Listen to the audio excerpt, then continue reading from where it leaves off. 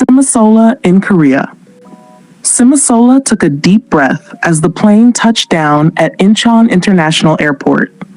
The bustling energy of Korea immediately struck her, a mix of excitement and apprehension stirring in her chest. It had been 6 months since her father accepted the business opportunity that brought them here. She glanced at him. His eyes were filled with determination and hope. Korea was their new beginning after the loss that had reshaped their lives. Ready, Simi? Her father asked as they grabbed their luggage. She nodded, adjusting her braids. Ready as I'll ever be, Daddy. The vibrant streets of Seoul were a stark contrast to the serene suburbs of Lagos she had left behind. The neon signs, the aroma of street food, and the unfamiliar language surrounded her. Yet, beneath the surface of curiosity, loneliness lingered.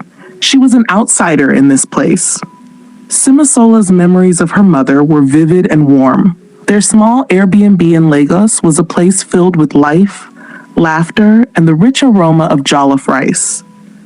She recalled the day the Korean family arrived. Minjun, a shy 9-year-old boy with curious eyes, had instantly piqued her interest. "You eat pepper?"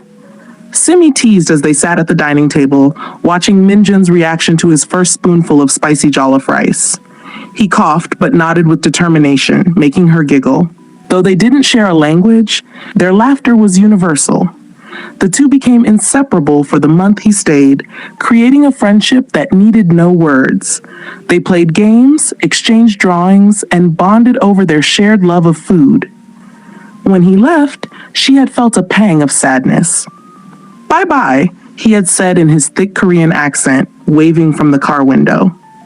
Weeks after arriving in Korea, Simisola wandered through her neighborhood, her curiosity leading her to a small African restaurant. The vibrant kente-patterned curtains reminded her of home.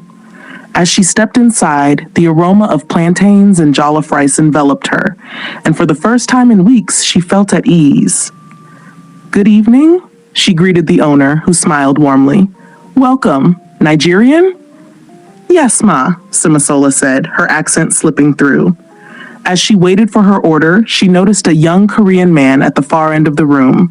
His chopsticks clumsily picked at a plate of jollof rice, a focused expression on his face.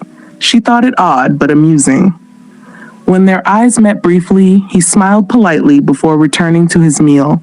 Simi dismissed the moment, taking her food and heading home. The thought of school filled Simi with dread. She had read countless blogs about being a black girl in Asia, steeling herself for stares and whispers, but the reality was far different. Her new school was a melting pot of cultures.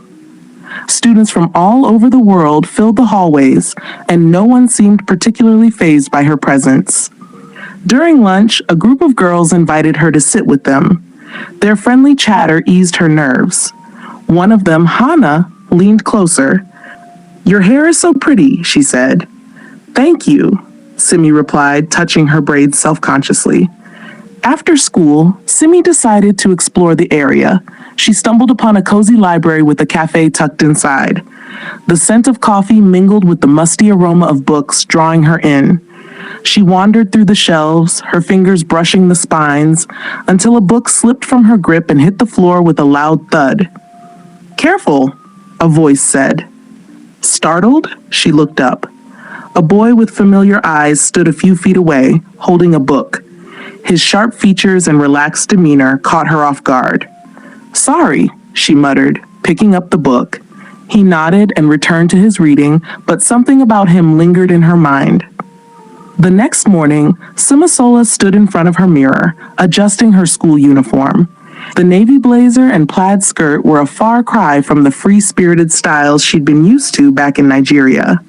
She sighed, brushing her braids into a neat bun, and grabbed her bag. "Good luck today," her father called from the kitchen, his voice filled with encouragement. "You'll do great." "Thanks, Daddy," she replied, flashing him a small smile. Deep down, she wasn't so sure. The bus ride to school was uneventful. She kept her headphones in, listening to a mix of Afrobeat and K-pop, her new favorite blend of familiarity and exploration. The upbeat rhythm of Burna Boy eased her nerves, but a flicker of unease remained as she stepped through the school gates. During lunch, Simi sat with Hana and her friends again. Their chatter was lively, a mix of Korean and English, and she found herself laughing along. Just as she was beginning to relax, a familiar face caught her eye from across the cafeteria. It was the boy from the library. He sat at a table surrounded by his friends, his head bent over his tray as they laughed at something one of them said. Her heart skipped a beat. "He goes to my school?" "Who's that?" she asked Hana, nodding toward his table. Hana followed her gaze. "Oh, that's Min Jun. He's pretty popular. Good grades, great at soccer, and well," she giggled, "you can see why the girls like him." Simi's cheeks flushed. "I wasn't asking because of that," she muttered, looking away. Hana smirked. "Sure you weren't." Hey besties! Thank you for watching this video. I really appreciate your support. I don't take it for granted. If you're not subscribed, what are you waiting for? Please subscribe already. On this channel, I currently have a membership program going on, and it's just for a little fee. You get exclusive perks that not just anybody gets. You get to tell me the kind of stories, titles, topics you want to see, and I take them as priority. You also get to be the first person to see my new uploads before any other person, and sneak peeks of my behind the scenes projects. So anytime you're waiting for a new video and I haven't uploaded, just check out my other videos. I'm sure you'll find something you like. And as always, I'll see you in my next video. Bye besties! Mwah.